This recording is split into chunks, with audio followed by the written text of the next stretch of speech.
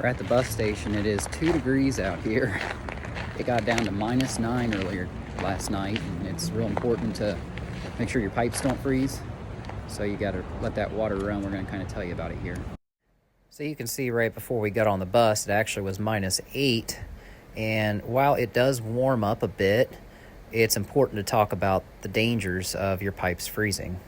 Last week we had people taking pictures of icicles, and while it was pretty, you don't want to have to deal with a problem like this. And some people already have, as I heard them talking about it on the phone this morning after their pipes busted.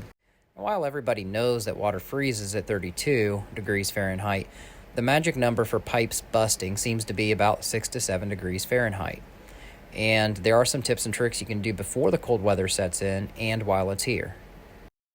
Now, a lot of people like to heat with these space heaters, and we all know the dangers of the space heater.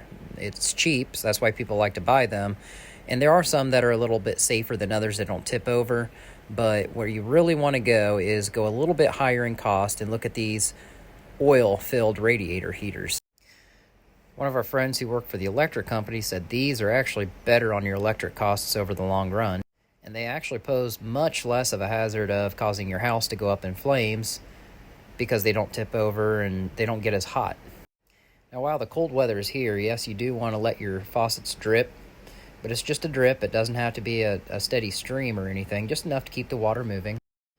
So before the cold weather comes, turn off your sprinklers and fix your drafts around your windows and your doors. Now, when the cold weather's here, like we said, you let the faucets drip a little bit. You can put a heater underneath your pipes, and that'll help a little bit. Just be careful when you turn your water back on. Do it slowly.